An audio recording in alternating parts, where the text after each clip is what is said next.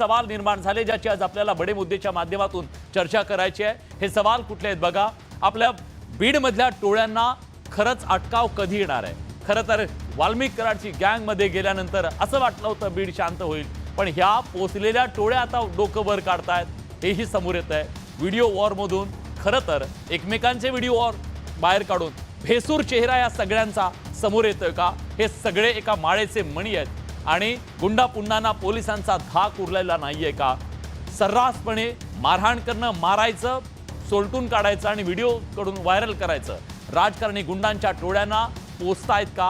कारण या टोळ्यांशी संबंधित सगळे त्याच्या आकार राजकारणी आहेत, हाही याच्यातला महत्त्वाचा मुद्दा आहे। आणि सगळ्यात महत्त्वाचं, राजकीय आशीर्वादामुळेच गुंड उदंड झालेत का आणि पोलिसांची ही मजबुरी बनली आहे का? यांच्यावर कारवाई करताना त्यांचे सुद्धा हात बांधले गेलेले आहेत का? हा सवाल आहे आणि या सगळ्याबद्दल आपण चर्चा करणार आहोत। आजच्या चर्चेमध्ये सहभागी होण्यासाठी मान्यवर पाहुणे आपल्या सोबत आहेत। माझ्यासोबत या चर्चेत सहभागी होण्यासाठी स्टुडिओमध्ये माजी पोलीस महानिरीक्षक सुधाकर सुराडकर सर जोडले गेलेले आहेत। सर, स्वागत आहे तुमचं। आपल्या सोबत या चर्चेत सहभागी होण्यासाठी ओबीसी प्रदेशाध्यक्ष राष्ट्रवादी शरदचंद्र पवार पक्षाचे नेते राजापूरकर जी माझ्या स्टुडिओत आहेत, तुमचंही स्वागत। शिवसेना उद्धव बाळासाहेब ठाकरे पक्षाच्या नेत्या सुषमाताई अंधारे आपल्या सोबत आहेत, ताई तुमचंही स्वागत आहे। राष्ट्रवादीचे मुख्य प्रवक्ते आनंद परांजपे आपल्या सोबत आहेत, आनंदजी तुमचंही स्वागत। भाजपचे उपमुख्य प्रवक्ते अजित चव्हाण आपल्या सोबत आहेत, अजितराव तुमचंही स्वागत। आणि कायदे तज्ञ ॲडव्होकेट असीम सरोदे आज या चर्चेमध्ये सहभागी झालेले आहेत। असीम सर, तुमचंही स्वागत आहे। मी ही चर्चा सुरू करणार आहे राजापूरकरजी यांच्याकडून। आज ज्या प्रकारची ही दहशतीची पाळमुळं खणून काढण्यासाठी एका बाजूला आवाज उठत असताना दुसऱ्या बाजूला हे सगळे गुंड मवाली, हे सगळे लोक नाकावर टिचून सांगतायत आमची दहशत आज सुद्धा कायम आहे। खरंच वर्दीचा धाक राहिला नाही, याचं हे द्योतक आहे का? मी अगदी एका मिनिटामध्ये आपल्याकडे आपला हा जो आज एवढा मोठा बडे मुद्दामधला मोठा प्रश्न आहे, तो प्रश्नाच्या बाबतीमध्ये एकच फक्त मिनिटामध्ये आपल्याकडे हे करतो की गेल्या डिसेंबरपासून या 3 महिन्यामध्ये या राज्यामधली जी व्यवस्था आहे, कायदा व्यवस्था आहे, ती व्यवस्थेचे दिंडोळे बघा। 9 डिसेंबर 2024ला बीडला सरपंच संतोष देशमुख यांची निर्गुण हत्या होती। 27 डिसेंबर 2024ला राजगुरुनगर पुणे येथे एका बहिणीवरती लैंगिक अत्याचार होतो आणि ही घटना उघडकीस येईल म्हणून 2 बहिणींची एक अजय चंद्रमोहन दास हत्या करतो। 15 जानेवारी 2025 रोजी अभिनेता सैफ अली खान याच्या घरामध्ये एक चाकूने हल्ला होतो आणि हा सैफ अली खान त्या ठिकाणी जखमी होतो। 16 जानेवारी 2025 रोजी डोंबिवलीमध्ये एका अल्पवयीन मुलीवरती बलात्कार होतो आणि त्या अल्पवयीन मुलीवरती बलात्कार करून त्यानंतर तिच्यावरती त्या ठिकाणी तिचे अत्याचार केला जातो।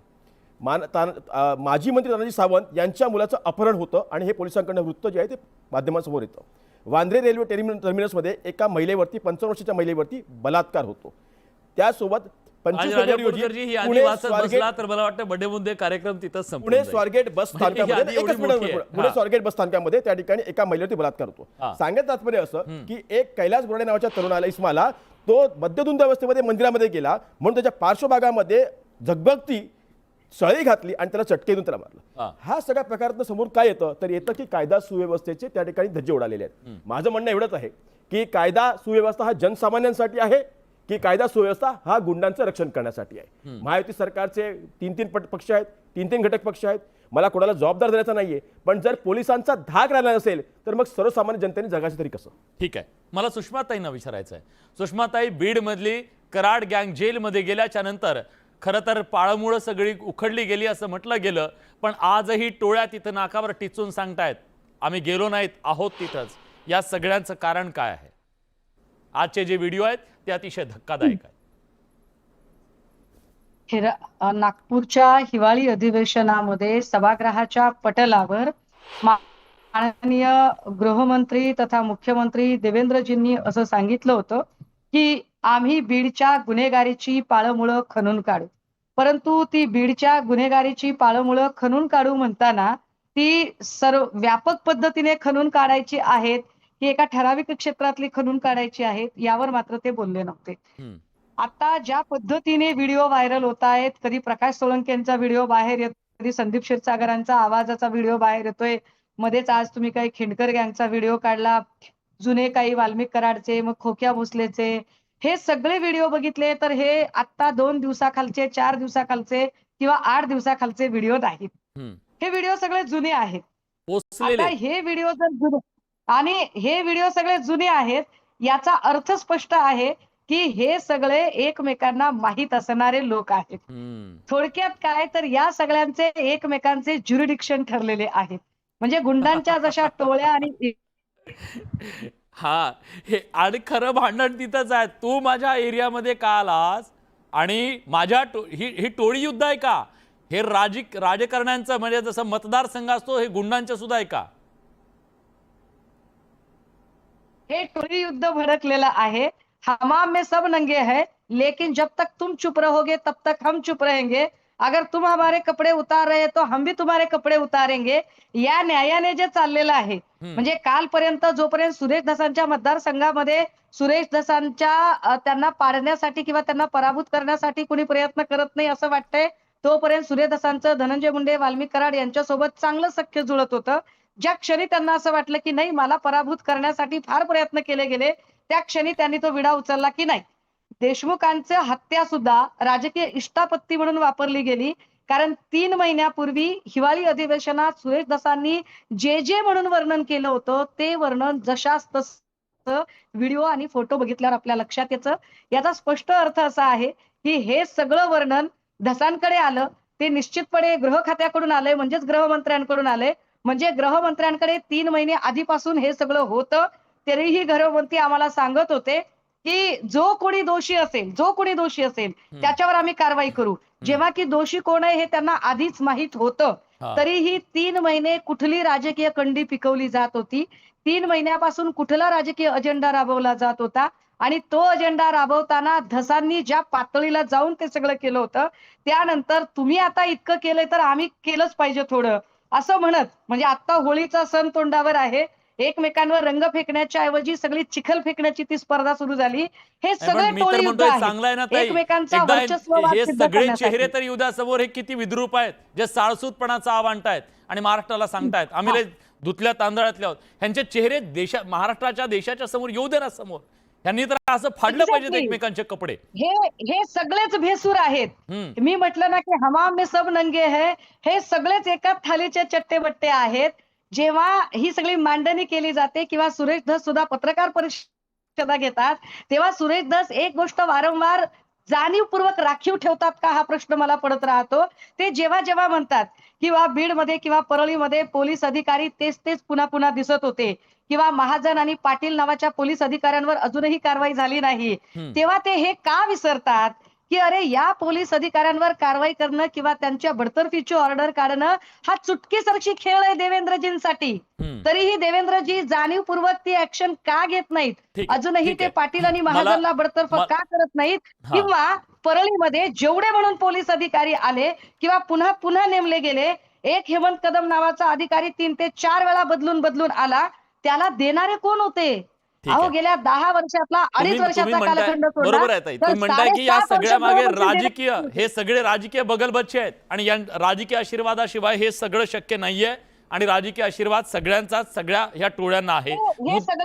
हे सगळे राजकीय बगलबच्चे आहेत. आणि सगळ्यात महत्वाचं म्हणजे सुरेश धस असतील किंवा धनंजय मुंडे असतील, जसा खोक्या भोसलेचा आका जर सुरेश धस असतील तर वाल्मिक कराडचा आका हे धनंजय मुंडे.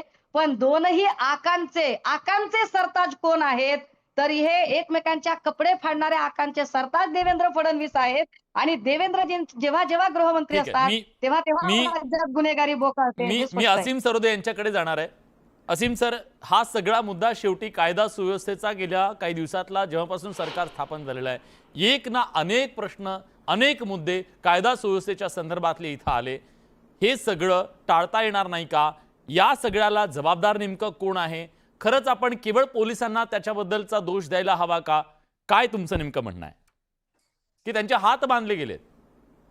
बघा, पोलीस व्यवस्था ही कायदा आणि सुव्यवस्था सांभाळत असताना त्यांच्यावर जे दबाव सातत्याने येत गेले आतापर्यंत, मी कोणत्याही राजकीय पक्षाचं नाव घेत नाही, सातत्याने ही प्रक्रिया सुरू झाली आणि आता ती अशा शिगेला पोहोचलेली आहे की राजकीय पक्षाचे सुद्धा पोलीस अधिकारी आहेत, राजकीय पक्षाचे पत्रकार सुद्धा आहेत. अशी जी डिव्हिजन झालेली आहे ना, याच्यामुळे कोणाला लपवायचं, कोणाचं बाहेर काढायचं हे सगळं ठरवलं जात आहे. आणि त्यामुळे समाजासमोर कोणते चेहरे गुंड म्हणून आले पाहिजे हे ठरवलं जाते. समाजासमोर कोणासमोर गुन्हा कोणावर दाखल केला हे दाखवायचं असेल तशा प्रकारचं चित्र निर्माण केलं जातं. आपण पाहिलं स्वारगेटच्या बलात्काराच्या केसमध्ये अचानक त्या मुलीच्या प्रतिष्ठेपेक्षा सरकारची प्रतिष्ठा महत्वाची झाली. कारण यांनी जो पाडा वाचून दाखवला सगळा, तुम्ही जो दाखवला चॅनलवर, हा आपल्या सगळ्यांसाठी काळजीचा विषय, इथे बसलेल्या वेगळ्या राजकीय पक्षांच्या साठी सुद्धा हा काळजीचा विषय आहे. अगदी खरं आहे. कारण की गुन्हेगारांचं जे काही पालन पोषण संगोपन झालं, आपण सुरुवातीला त्याच्यावर लेख आलेले बघायचो. आम्ही जेव्हा जर्नलिझम लावतो तेव्हा बघायचो सर, की राजकारणाचं गुन्हेगारीकरण पत्रकार होतं. बोललात, वकील पण आहेत त्याच्यामध्ये, मला वकिलांपण बोलू द्या त्याच्याबद्दल. तुम्ही वकील आहेत म्हणून टाळताय तुम्ही, ते नका, तसं नका करू. वकील पण तसे आहेत. हा, त्या राजकीय वकिलाने पक्ष- बोललो होतं ते काय सांगे, मी उच्चार करत नाही त्याचा. नाही, वकिलांची पण त्याच्यामध्ये दोष आहे. न्यायाधीश पण राजकीय पक्षाचे काही झालेले आहेत, ते मान्यच करायला पाहिजे. कारण की सगळ्या वाईट प्रवृत्ती सगळीकडे आता आहेत.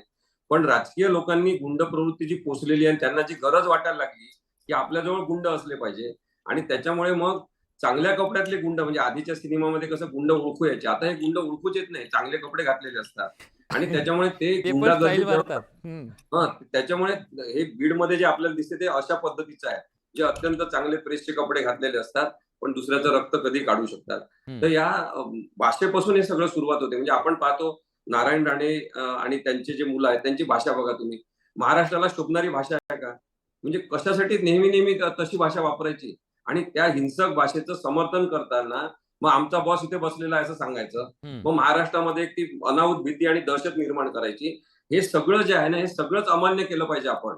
आणि त्यामुळे मग जेव्हा आपल्याला कोणाचं तरी रक्त निघताना दिसते, कोणाच तरी हातपाय तोडताना दिसतात, तेव्हा आपण व्यथित होतो. पण या सगळ्या गोष्टी जेव्हा घडत असतात एक प्रवाह म्हणून, त्याच्याबद्दल बोललं पाहिजे. तर सामाजिक दुष्कृत्य म्हणून आपण कायदा आणि सुव्यवस्था हे वापर करून हे नक्की थांबवू शकतो. आपण बोललं तर पाहिजे, पण त्याच्या पलीकडे जाऊन विचारलंही पाहिजे. आणि ते विचारायचं कोणाला, आणि तर ते आपण सत्तेला नुसत्या विचारलं फांद्या पाहिजे. छाटायचा प्रयत्न करतो, मुळाशी सत्तेला धार विचारायची घालत हिंमत नाही. कोणाची नाही. आता सत्तेला आपण विचारतो तर आमचं गुन्हेगारीकरण करतात.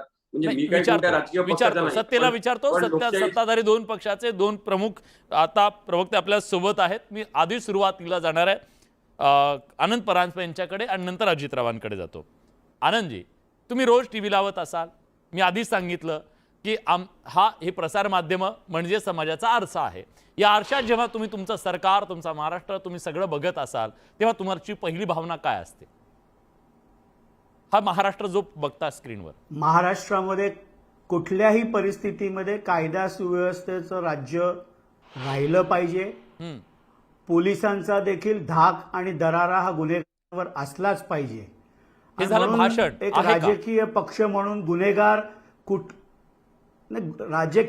म्हणून गुन्हेगार कुठल्याही धर्माचा, जातीचा, कुठल्याही राजकीय पक्षाच्या आश्रयाला जरी असला तरी त्याच्यावर कठोर कारवाई ही झालीच पाहिजे. आणि ती महाराष्ट्र पोलीस करतायत असं मला वाटतं. आपण गुन्हेगारी वाढली ही ज्या वेळेला आपण आकडेवारी देतो त्यावेळेला ती गुन्हेगारी रोखण्याचा प्रयत्न देखील सरकारने केला पाहिजे. आणि एखादा गुन्हा घडल्यानंतर त्या गुन्हेगाराला त्याचा कुठलाही राजकीय विनवेश न बाळगता त्याच्यावर कडक कारवाई झाली पाहिजे. हे देखील महायुतीच्या सरकार सातत्याने हे करत आहे. बर, ठीक आहे.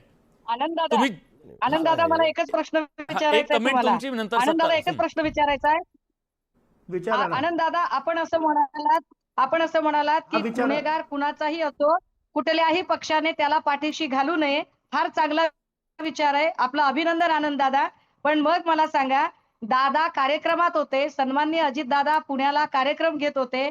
दादांच्या कार्यक्रमामध्ये दादांच्या पक्षाच्या कार्यकर्त्याला भाजपचे आमदार सुनील कांबळे यांनी खुर्च्या फेकून मारलं.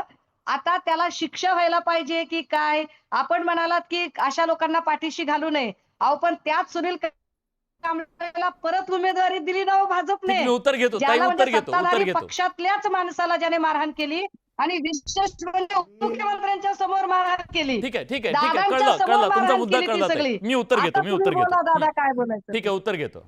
अजितराव, येतोय तुमच्याकडे?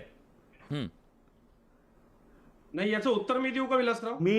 बरं, तुम्ही द्या ना. आधी त्यांना विचारलं म्हणून त्यांना, नंतर तुम्ही. मी उत्तर देतो सुषमाताईंचं की त्याबाबत देखील कारवाई व्हायला पाहिजे होती. पोलिसांच्या समोर जर एखादा लोकप्रतिनिधी कायद्याचं उल्लंघन करत असेल तर ते देखील समाजासाठी एक चुकीचं एक्झाम्पल सेट केलं जातं. उद्या लोकप्रतिनिधीच कायदा पायमल्ली तोडायला लागले तर महाराष्ट्रामध्ये कायदा राहणार नाही. त्यामुळे कुठल्याही पक्षाच्या बाजूनी न बोलता प्रत्येक पक्षाची ही जबाबदारी आहे. आणि असं काही नाहीये की शिवसेना उभाठामध्ये कायदा तोडणारी लोक नाहीयेत. प्रत्येक पक्षामध्ये कुठे ना कुठेतरी अशा प्रकारची प्रवृत्ती असते. ठीक आहे अजितराव असं का होतंय?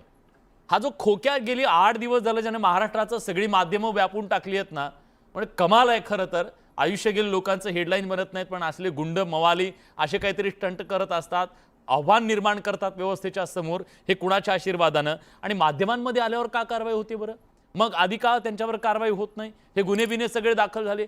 200 हरणांचा त्यानं फडशा पाडला ही बाब नंतर सगळं सापडतं. त्याचं काय, त्याचे हत्यारं सापडतात, त्याचं वाघूर सापडतं, त्याचं सगळं मांस सापडतं, सगळं सापडतं. मग 200 हरणं मारेपर्यंत ही व्यवस्था काय करत होती?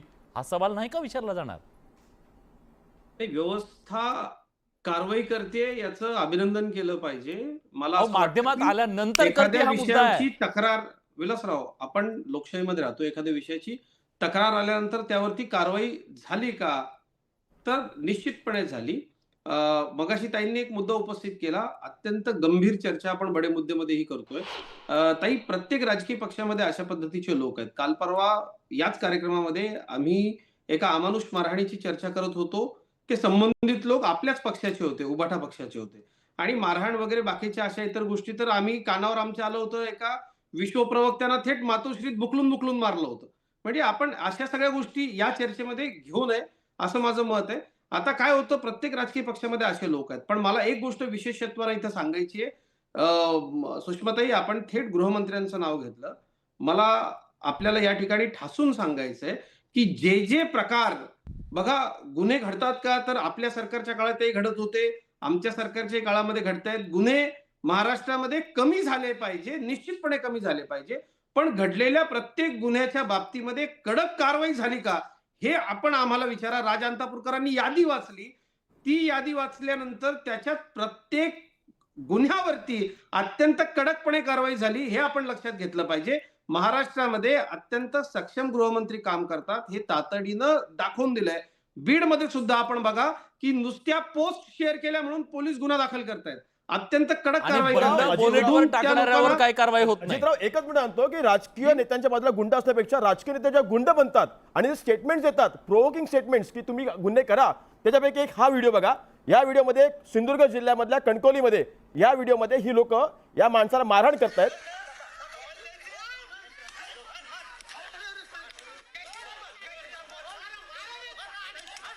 हे काय माहितीये का, सिंधुदुर्ग जिल्ह्यामध्ये एका मुस्लिम व्यक्तीला जय श्रीराम बोल म्हणून त्याला तिथली लोक मारहाण करतात. आणि ही माणसं तुमचे मंत्री नितेश राणेंची माणसं आहेत.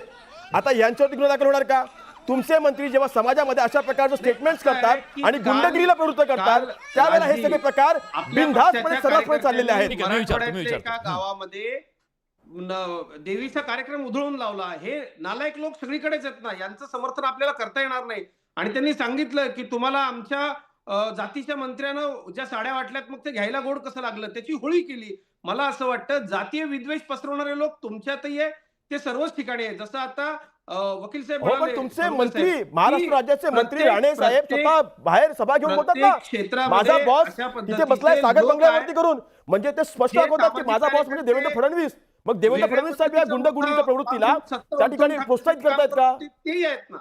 आपण गृह खात्यानं कारवाई केली नसेल तर आपण आम्हाला प्रश्न विचारा, त्याचं अत्यंत सक्षमपणे आम्ही उत्तर देऊ. राज, ठीक आहे. मला या सगळ्या आरोप प्रत्यारोपांच्या दरम्यान एक असे पोलीस अधिकारी आपल्या सोबत आहेत, माजी पोलीस महानिरीक्षक सुधाकर सुराडकर सर, ज्यांच्याबद्दल या महाराष्ट्राला एक सन्मान आहे आणि त्यांच्या सेवेबद्दल सुद्धा अभिमान आहे. म्हणून मला आज त्यांना विचारायचं आहे, सर, आज जी महाराष्ट्राची स्थिती, परिस्थिती, दुर्दशा, दशा, जे काही तुम्हाला दिसतंय या माध्यमांमधून, ह्या वेगवेगळ्या व्हिडिओच्या माध्यमातून, खरंच पोलीस दल एवढं तकलादू होतं का कधी? आज ही परिस्थिती का आली? गुंड एवढे सोकावले का? खरंच त्यांना कोणाचा धाक उरला नाही का? हे अगदी वास्तव आहे की पोलिसांचा धाक राहिलेला नाही, हे वास्तव आहे. पण मी एक सांगू इच्छितो आणि अगदी स्पष्टपणे सांगू इच्छितो, पोलिसांमध्ये ज्युडिशियरीमध्ये सर्व राजकारणामध्ये काही अत्यंत स्वच्छ चारित्र्याची लोक आहेत. आहेत हा पहिला राजकारणात मुद्दा. सुद्धा आहे. हो, राजकारणात सुद्धा आहेत. हम्म, पण दुसरा जो मुद्दा आहे आणि जी आपली खंत आणि जे आपल्याला त्रास आहे तो आहे की चांगल्या लोकांचं प्रमाण सर्वीकडेच कमी होत चाललेलं आहे आणि वाईटांचा प्रभाव जास्त वाढत चाललेला आहे. हम्म, तर हे आपल्याला जर बदलायचं असेल तर आपल्याला व्यवस्थेलाच सुधारणा करावी लागेल. हम्म, आणि व्यवस्था जेव्हा मी म्हणतो तर व्यवस्थामध्ये सर्वात आधी पोलीस येतात, नंतर पब्लिक प्रॉसिक्युटर येतात, नंतर जजेस येतात, नंतर जेल अथॉरिटीज येतात. हम्म, आणि हे सर्व मिळून काय काम करतायत आज जर आपण बघितलं हम्म, तर माझं स्पष्ट मत आहे की आपल्याला जास्त पोलीस नको, हम्म, आपल्याला जास्त जजेस पण नको, हम्म, आपल्याला चांगले पोलीस आणि चांगले जजेस हवेत. हम्म, आणि या दोघांनाही सर्वात जास्त पगार द्यायला पाहिजे. हम्म. त्यांच्या सुखसोयी, त्यांचे घरं, त्यांच्या मुलांचे शिक्षण, त्यांच्या कुटुंबाचं सर्व जे स्वास्थ्य वगैरे सर्व व्यवस्था छान झाली पाहिजे. की ह्या दोन्ही ज्या घटक आहेत पोलीस आणि ज्युडिशरी यांना तुम्ही इतकं सक्षम केलं पाहिजे की ते ही सर्व परिस्थिती बदलू शकतात, कारण तेच बदलू शकतात. आज आपण बघतो पोलीस स्टेशनला कंप्लेंट घ्यायला पैसे दिल्याशिवाय कंप्लेंट घेत नाहीत. हे प्रकार जास्त आहेत. ठीक आहे. अजून मला तुम्हाला मला एक याच सांगायचं. अनुषंगानं विचारायचंय. खरं तर अजित चव्हाण आता आपल्या सोबत आहेत. अजित चव्हाण, काही दिवसापूर्वी सुरेश धस असं म्हणाले, खोक्याचा जेव्हा विषय निघाला, मी पोलिसांना सांगितलंय गुन्हा दाखल करा. ते कोण आहेत? या राज्यामध्ये राजकीय नेते सांगतायत का गुन्हे दाखल करा किंवा करू नका, आणि सत्ताधारी जास्त ठरवतायत का? हा सवाल आज विचारला जातोय. तुम्हाला वाटतं का हे चुकीचं आहे? हा हस्तक्षेप नाही का राजकीय? नाही विलासजी, याचं उत्तर मी देतो. हम्म. 5-5 लाख लोकांमधनं निवडून आलेले हे लोकप्रतिनिधी कायदेमंडळामध्ये बसतात. ते जेव्हा सरकारचा घटक असतात तेव्हा निश्चित त्यांचा तो अधिकार असतो, हे आपण विसरता कामा नये. दुसरीकडे अत्यंत कार्यक्षमतेनं बीडचं असीमजी, पोलीस त्यांचा दल अधिकार काम आहे करत असताना गुन्हा दाखल करावा की नाही करावा हे सांगण्याचा अधिकार आहे त्यांना. मुळीच नाही आहे दखलपात्र गुन्हा मला असेल. मला मला एक गोष्ट आपल्याला या ठिकाणी सांगायची आहे की कुठल्याही पक्षाचा लोकप्रतिनिधी असू दे, त्या लोकप्रतिनिधीला कायद्यानं तो अधिकार आहे नाहीये हा चर्चेचा विषय असू शकतो, परंतु 5-5 लाख लोकांचे प्रतिनिधी म्हणून ते आपलं मत या ठिकाणी सांगू शकतात ना की याच्यावरती गुन्हा दाखल झाला ते पाहिजे. मत आहे की शेवटी दबाव ते आहे? लोकांना उत्तर ते नाहीये. मत आहे की दबाव आहे? हे जर असं झालं असतं तर वाल्मिक कराडची गँग कशी फोपवली असती? खोक्या कसा मला- निर्माण मला झाला असता? व्यवस्थापनामध्ये उत्तर पोलीस द्या, अधिकारी असाल, विलासराव, की मग व्यवस्थापनामध्ये ज्या पद्धतीनं अजितजी पोलीस अधिकारी का बीडचे ठेवलेले आहेत? पोलीस अत्यंत पोलीस कशासाठी सक्षमपणे ठेवलेले कारवाई आहेत? करतायत. जर राजकीय असीमजी, नेते जर चालले असतील, असीमजी, हे म्हणणं तर पोलीस पटणार आहे अधीक्षक का? आहे. असीमजी, मी तुमच्याकडे साधा येतो. हे व्हिडिओ म्हणणं शेअर पटणार आहे केला का? म्हणून प्रतिबंधात्मक कारवाई करून गुन्हे दाखल करतायत. पोलिसांचं मॉरल डाऊन होईल इतकी टीका आपण पोलिसांवरती करता कामा नये असं आपल्याला वाटत नाही का? असीमजी, पटतंय का तुम्हाला? पोलिसांवर टीका करण्याचा प्रश्न नाही आहे. पोलीस राजकीय आशीर्वादांनी आजकाल जगत आहेत, तशा प्रकारच्या भूमिका घेत आहेत. आम्ही प्रत्यक्ष हे बघतो. मी नावं सांगू शकतो तुम्हाला अशा IPS अधिकाऱ्यांचे. त्याच्यासाठी थोडी त्यांना नेमलेलं आहे. त्याच्यामुळे लोकप्रतिनिधी म्हणून ज्यांना निवडून दिला त्यांनी लोकप्रतिनिधी सारखंच राहायचं. त्यांनी आगाऊपणा करणं तर बिलकुल त्यांना अलाउड नाहीये. म्हणजे ते शपथ घेऊन मंत्री होतात, जे शपथ घेतात आणि मंत्री होतात ते पक्षाचे म्हणूनच कसं काय वागू शकतात? त्यांनी लोकांसाठी काम करायला पाहिजे. म्हणजे जर नितेश राणे सांगत असेल की या पक्षाच्या लोकांना निधी देणार नाही, त्या पक्षाच्या लोकांना देणार, आमच्या भाजपमध्ये या तरच निधी मिळणार, हे कसं काय चालू शकते? चालू शकत नाही. त्यांनी गव्हर्नरनी स्वतः दखल घेऊन त्यांचं मंत्रीपद बरखास्त केलं पाहिजे. हे काय सुरू आहे म्हणजे महाराष्ट्रामध्ये? म्हणून मी तुम्हाला सांगतो की जी गुंडागर्दीची भाषा आहे ना ती सगळीकडे सार्वत्रिक होताना आपल्याला दिसते. त्यामुळे अजित चव्हाण यांची अडचण आहे. मला माहिती आहे की ते नाही बोलू शकणार याच्यावर, पण त्यांचे विचार तसे नाही मला माहिती आहे. त्यांनी सुद्धा आधी तुमच्यासारखं आम्हाला अनेकदा प्रश्न विचारले, त्यांना माहिती आहे. तेव्हा राष्ट्रवादी काँग्रेस यांचं सरकार होतं तेव्हा सुद्धा आम्ही हेच बोलत होतो की कायदा आणि सुव्यवस्था राखायची असेल तर सगळ्या टोळ्या संपवल्या पाहिजे. आज पुण्यामध्ये जर जवळपास 42 ते 48 लहान लहान टोळ्या कार्यरत असतील, मुंबईमध्ये ठाण्यामध्ये असतील, ते गरज म्हणून निर्माण झालेल्या ज्या ज्या टोळ्या आहेत त्याच्याबद्दल कधीतरी आपण बोलायला पाहिजे. आणि या टोळ्या ज्या लोकांना, राजकीय लोकांना मदतरूप ठरतात त्यांच्याबद्दल सुद्धा मग बोलायला पाहिजे. आणि म्हणून बोलायचं असेल तर आपल्याला गुंडागर्दी खरंच संपवायची असेल तर आपण सगळेजण गुंडागिरीच्या विरुद्ध असलं पाहिजे. आपण कायद्याच्या बाजूने असलं पाहिजे. आपण कोणत्याही वाईट कामाची जबाबदारी किंवा त्याची बाजू घेऊ शकत नाही. ठीक आहे, याची बाजू घेऊ शकत नाहीये, पण बाजू घेतली जातीये, त्यांना पोचलं जातंय, म्हणून हे सगळं होतंय. मला आनंदजी तुम्हाला विचारायचंय, या सगळ्यामध्ये पोलिसांना आज फ्री हँड हवाय, सुराडकर सर आता म्हणाले, तो फ्री हँड खरं तर तुमची बदलीही आम्ही करू शकतो, एक मुद्दा, तुम्हाला ती नियुक्ती सुद्धा आम्ही करू शकतो, तुमचं प्रमोशन, सगळ्या नाड्या आमच्या हातात आहेत, त्यामुळे तुम्ही आमच्या पुढे जाऊ शकत नाहीत. हा एक प्रकारचा अलिखित त्यांना एक मेसेज आहे, म्हणून हे सगळं होतंय. कुठंतरी आज पोलिसांना सुद्धा त्यांचे हात मोकळे करणं गरजेचं आहे. तुमची ती मानसिकता आहे का, तुमची ती भावना आहे का? याला सांगूनच एक उदाहरण एवढं देतो की परभणीमध्ये सोमनाथ सूर्यवंशींची जी हत्या झालेली आहे, त्या हत्येमध्ये आयजी शहाजी उमाप यांनी 2 पोलीस कॉन्स्टेबलला सस्पेंड केलं. So what I want to ask you की म्हणजे पोलिसांवरती हा दबाव नाही का, पोलीस यंत्रणा फेल नाही आहे का? हे फेलियर ऑफ पोलीस यंत्रणा आहे ना, मग ह्याचाही उत्तर आनंदजीने द्यावं. ठीक आहे. राज्य आनंदजी पण बोला. दुहेरी कसं बोलता? सरकारनं याच्यामध्ये कारवाई करायला सांगितली. 2 पोलिसांचा जर दोष आढळून आला तर तातडीनं गृह खात्यानं कर्तव्य दक्षता दाखवत या मंडळींना जर पण निलंबित मग केलं त्या असेल ठिकाणी तर सोमनाथ सूर्यवंशी यांची एका पोलीस कस्टडीमध्ये हत्या झाली ना. ज्या It पद्धतीनं is a सोमनाथ failure ना. सूर्यवंशींच्या या हत्येच्या बाबतीमध्ये तपास सुरू आहे, तो अत्यंत मग निष्पक्ष त्यांची सुरू आहे. हत्या झाली ना. याचं हे याच द्योतक आहे महायुती ना. सरकारच्या काळामध्ये असताना राज्य सोमनाथ याचं हे सूर्यवंशी द्योतक आहे यांची ना. परभणीच्या त्या आपण लक्षात लॉकरमध्ये हत्या झाली ना. हा फेल्युअर आहे, हे एक्सेप्ट करा अजितजी, एक्सेप्ट करा. ठीक आहे आनंदजी, तुम्ही बोला. आपल्या कार्यकाळामध्ये राज अंतापूरकरजी असं काही घडलं नाही का? पण आपण एक लक्षात घ्या की त्याच्यामध्ये आयजींनी 2 पोलिसांना निलंबित केलं. का केलं तर शासनानं चौकशी लावली. त्यानंतर त्या म्हणजे स्वतःची जबाबदारी झटकण्यासाठी 2 कॉन्स्टेबल सस्पेंड करायचं आणि एका माणसाचं शासनानं जे सुरेश decisions धस हे म्हणतात की घेतले, पोलिसांना त्याबद्दल माफ आपण करा. आयुष मी शेम, आपल्याला लाज वाटते.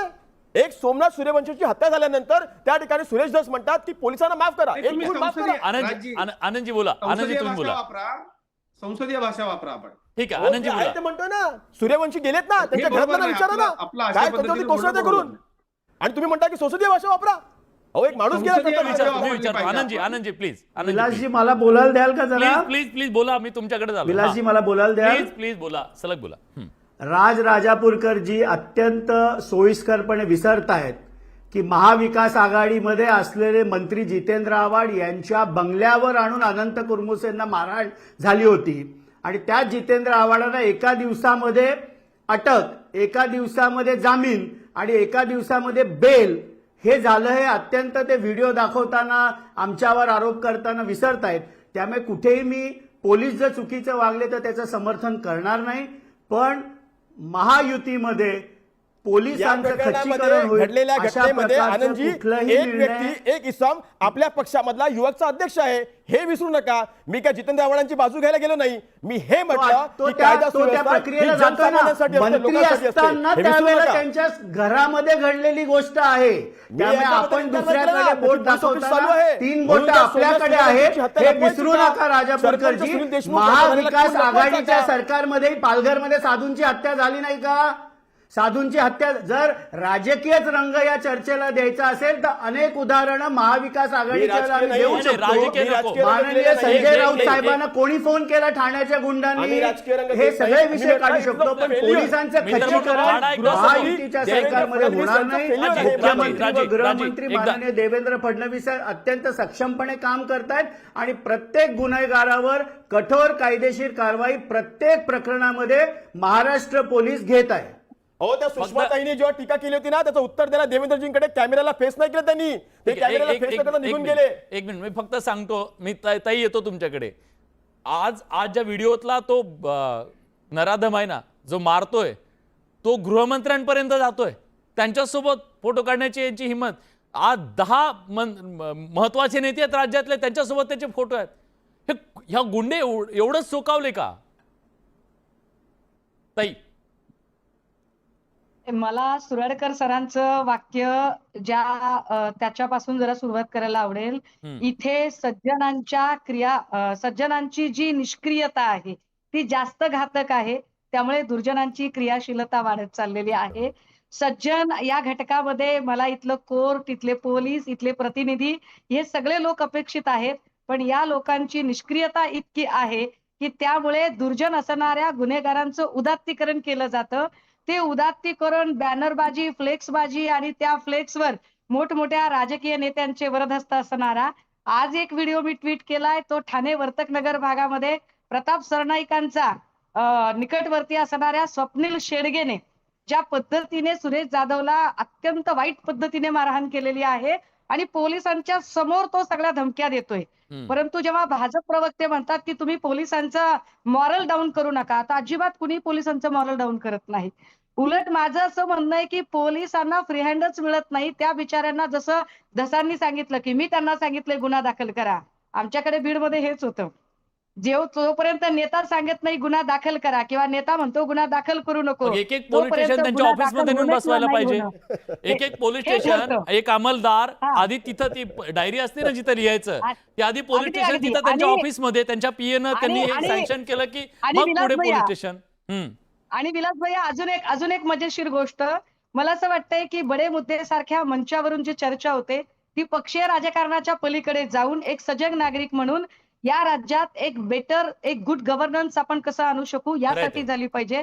आणि जेव्हा आपण तशी चर्चा करायला लागू तेव्हा आपल्या हे लक्षात आलं पाहिजे की जसं आनंद दादांनी अनंत फर्मुसेचं उदाहरण दिलं तर ते वाईटच आहे, ते चूकच आहे. पण अनंत कर्मुसेला जेव्हा मारहाण झाली होती तेव्हा आनंद परांजपे साहेब तुम्ही जितेंद्र आव्हाडांचे जीवश्च कंठस्थ मित्र म्हणून, सहकारी म्हणून, सावली म्हणून त्यांचे वावरत होतात. त्यावेळेला याचा मी तुम्हाला विरोध सोयीस्कर त्या विसर कृतीचा पडलाय का? केला हे जरा होता. तुम्हाला- त्यांना हे आनंद करू दादा नका तुम्हाला अनेक वेळा सांगितलं आनंद दादा होतं. तुम्हाला मी अशा फक्त अनेक आठवण जोड्या करून देते. फुटल्यात महाराष्ट्रात ताई. अशा अनेक जोड्या, सुरेश दस आणि आणि धनंजय मला मुंडे जरा- अशीच मला एक जरा जोडी अजून होती त्याच्या- महाराष्ट्रामधली, आता ती फुटली. अगदी, आणि अजून अगदी. एक मी मला ज्यांच्याबद्दल त्याच्या- सांगणार ना, त्याच्याही पुढे क्षीरसागर जाऊन असं सांगायचं आहे. अंतापूरकर. आता खरं तर मला तुम्हालाच विचारायचंय या चर्चेमध्ये राजापूरकरजी, ते मी त्यांच्यामुळे म्हणालो अंतापूरकरजी, राजापूरकरजी, जी. मुद्दा असा आहे, काल एका तहसीलदार म्हणजे अधिकारी काय सोपा असतो का हो? तहसीलदाराला तुमचे आमदार काय म्हणतात, महाराष्ट्रातच राहणार आहे की तुम्ही महाराष्ट्राच्या बाहेर जाणार आहे का, तुमचे बीडचे आमदार क्षीरसागर, हे कुठून येतं? ही जी समजा तुम्ही तर विरोधक आहात, एखाद्या अधिकाऱ्याला ह्या भाषेत बोलण्याची मस्ती येते कुठून बरं? असं आहे की तुम्ही ज्या वेळेला एखादा क्राईम होत असतो, एखाद्या गुंड प्रवृत्तीच्या अशा प्रकारच्या टोळीकडनं अशा प्रकारचं कृत्य होत असतं, त्यावेळेला त्याच वेळेला मुसक्या आवडल्या पाहिजेत आणि त्या अशा प्रकारे असल्या पाहिजेत की त्याच्यानंतर कोणी दुसऱ्याने हिंमत करता कामा नये. याच्यामध्ये काय होतंय की तुमच्या प्रत्येकाच्या अवतीभोवती असलेले हे जे राजकीय वर्दस्त आहेत ना, या राजकीय वर्दस्तांची इतकी काही कृपा आहे ना की ती परमेश्वराच्या कृपापेक्षा मोठी झालेली आहे. आणि त्याच्यामुळे इतकं सहजपणे फोफावतं ना की आता हे लोक दाऊद आणि बिश्नोई गँगच्या पण पलीकडे गेलेले आहेत. म्हणजे ह्या तर गँग काहीच नाही, दाऊद वगैरे दाऊदच्या पण पलीकडे गेलेले आहेत. एवढ्या मोठ्या प्रकारच्या या गँग झालेल्या आहेत आणि इतक्या प्रकारे अमानुष प्रकारे. माझं म्हणणं आज स्पष्ट होतं आपल्या बडे मुद्द्याच्या माध्यमातून की हे सगळं बाजूला ठेवा, पण आज राज्याचे गृहमंत्री देवेंद्र फडणवीस आहेत, एक कठोर निर्णय घ्या ना, एक स्ट्रिक्ट निर्णय घ्या ना की या राज्यामध्ये एक महिला, एक मुलगी अगदी निर्भीडपणे संध्याकाळच्या रात्रीच्या काळोखामध्ये पण घरातनं बाहेर किंवा बाहेर ऑफिसमधनं घरी येऊ शकते. हा विश्वास का व्हायला पाहिजे ना? हा विश्वास का नाही? सुराडकर सर, एकच सेकंड. पण 2024 पासून जानेवारी पासून ते मार्च पर्यंत या राज्याचा नंबर म्हणजे देशामध्ये गुन्हेगारी ह्याच्यामध्ये या महाराष्ट्राचा नंबर 3रा लागतोय. हे मी म्हणत नाही, एका न्यूज चॅनल सांगितलंय, माझ्याकडे रिपोर्ट आहे. माझ्याकडे शेवटचा 1 मिनिट आहे, मला 2 कमेंट एका मिनिटामध्ये घ्यायच्यात. सुराडकर सर तुम्ही, आणि नंतर मी सत्ताधाऱ्यांकडे जाणार आहोत. हीच ती वेळ आहे. आज या सगळ्या टोळ्यांच्या मनात दहशत पाहिजे, ना की पोलिसांच्या मनात दहशत पाहिजे. खाकीचा धाक पाहिजे. काय होणं गरजेचं आहे अगदी थोडक्यात? पोलिसांचा धाक जर हवा असेल तर कायद्याचं राज्य पाहिजे. कायद्याचं राज्य जर पाहिजे तर पोलीस नेतृत्व हे कणखर पाहिजे. जसं मी कित्येकदा सीएमना सांगितलं वेगवेगळ्या पक्षाच्या की सर करणं योग्य नाही, आणि एकाही सीएमनी मला काही म्हटलं नाही. तर आज जी गरज आहे ते चांगल्या पोलीस नेतृत्वाची आणि चांगल्या पोलिसांची. आज जे पोलीस त्यांचं मनोधैर्य भयंकर खचलेलं आहे, कारण अधिकारी आणि कर्मचारी यामध्ये खूप मोठी दरी निर्माण झालेली आहे. आणि याकरता माझं म्हणणं आहे आणि स्पष्ट म्हणणं आहे की पोलिसांचं संघटन असायला पाहिजे. IPSचं जसं संघटन आहे तसं कॉन्स्टेबलचं संघटन का असू नये, आणि कायद्यात ती तरतूद आहे. कारण पोलीस आणि गुन्हेगार यामध्ये फार सूक्ष्म रेषा आहे. नियंत्रण नसलेला पोलीस हा गुन्हेगार आहे. आणि त्यामुळे मी एवढंच म्हणेन की जी काही गुन्हेगारी वाढते, कुठलंही मोठं गुन्हेगार पोलिसांच्या आशीर्वाद, सहकार्य किंवा दुर्लक्ष केल्याशिवाय वाढू शकत नाही. दाऊदपासून कुणीही घ्या. ठीक आहे, खूप महत्त्वाचा मुद्दा मांडलात. मी शेवटची कमेंट या घेण्यासाठी अजित चव्हाण यांच्याकडे जातोय. अजय जी, या महाराष्ट्रानं तुम्हाला भरभरून दिलंय, इतकी मोठी सत्ता दिली आहे, महाराष्ट्रातल्या सामान्य जनतेला सुखानं नांदायचं आहे. तुम्ही ह्या गुंडा पुंडांना काय मेसेज देणार आहात? तुम्ही सांगणार आहात का हे राज्य कुणाचं आहे? विलासजी, या राज्याचे कणखर गृहमंत्री, माझे नेते, मुख्यमंत्री आदरणीय देवेंद्रजींनी स्पष्टपणे सांगितलेले की कुणाचीही गय केली जाणार नाही. हे जे सगळे राजकीय लोक आहे जसं ताई म्हणाल्या की पक्षीय अभिनिवेश विसरून मला असं वाटतं चांगली माणसं राजकारणामध्ये आता या सगळ्यानंतर त्यांचं महत्व अधिक चांगलं वाढेल. कारण मी अत्यंत खात्रीनं सांगतो की आदरणीय देवेंद्रजी जे बोलले ते या महाराष्ट्रामध्ये होईल. एक बाजू अशी सुद्धा आहे, आज 2 दिवसामध्ये महाराष्ट्राच्या पोलिसांनी नाशिकमध्ये असेल, बीडमध्ये असेल, ज्या पद्धतीनं कठोर कारवाया केलेल्या आहेत त्याच्यावरती सुद्धा आपण एक रिपोर्ट करा. अंतापूरकरांच्या पक्षाचा एक नेता आजच कठोर वगैरे नाही. विधिमंडळामध्ये ते कृष्ण ज्याच्यावरती आणलेल्या शोधण्यासाठी duplicate- नाशिकमध्ये फिरतायत आणि duplicate बीडमध्ये फिरतायत. नोटा अहो छापण्याचा सोडा हो, आरोप आहे. तुमच्या मुख्यमंत्र्यांना तुमच्या साधी कायदा नेत्याच्या सुव्यवस्थेची एक लाईन ठीक करता येत नाही करून. तुम्ही काय सांगणार आम्हाला? ठीक आहे. नाही, आरोप ठीक आहे. घुसवली की त्यांना विचारून घुसवली का? मी मला तुम्हाला एवढंच एकच म्हणतो, म्हणायचंय बडे की मुद्द्यासाठी विषय वाईट मिळू प्रवृत्ती नये, या सर्व विषय मिळू नये राजकीय कायदा पक्षामध्ये सुव्यवस्थेचा, याची मात्र काळजी गृह नक्की विभाग घ्या. आमच्याकडे आहे. आम्ही तेच अत्यंत तुमचं. कठोर कारवाई या सगळ्या लोकांवरती करणार. माननीय देवेंद्रजी कुठल्याही माणसाला तो ह्या पक्षाचा त्या पक्षाचा म्हणून सोडणार नाहीत. आणि मी पुन्हा एकदा सांगतो, पोलिसांचं मॉरल डाऊन होणं या राज्याला परवडणार नाही. पोलीस जे Already कडक झालं. कारवाई झाले केलेलं आहे, होते, already. ते ते झालं. केलेलं आहे. हे आका बसले आपण ना त्याचे दाखवली गुंडांचे पाहिजे. गुंडांचे आणि आका तुमच्या जर सरकारने पोचले, already केलेलं आहे. गुंडांच्या हक्कांना आशीर्वाद देणं सोडून द्या. गुंडांच्या हक्कांना आशीर्वाद सोडून द्या. माझा वेळ संपलाय. धन्यवाद. पण आपण बघूया प्रेक्षकांचं काय मत आहे या सगळ्या संदर्भातलं. बडे मुद्द्याच्या माध्यमातून जेव्हा आपण हा प्रश्न विचारला की राज्यात गुंडांना पोलिसांचा धाक उरलेला नाहीये का, प्रेक्षकांचं मत अतिशय महत्वाचं आहे. प्रेक्षकांना 91% प्रेक्षकांना वाटतंय होय, नाही उरला इथं धाक कुणाचा. 9% असं वाटतंय की उरलेला आहे. तर हीच काय ती सरकारची जमेची बाजू 9% वाल्यांची. मात्र बाकी 91% वाल्यांना तसं वाटत नाहीये. याचा गांभीर्यानं विचार होईल आणि इथं कायद्याचं राज्य येईल. रामराज्य खूप पुढची गोष्ट आहे. किमान कायद्याचं राज्य यावं ही अपेक्षा आहे. आज या चर्चेमध्ये आपण सगळेजण आलात, आपली भूमिका मांडलीत, त्याबद्दल सगळ्यांचे मनापासून आभार. बडे मुद्द्याचे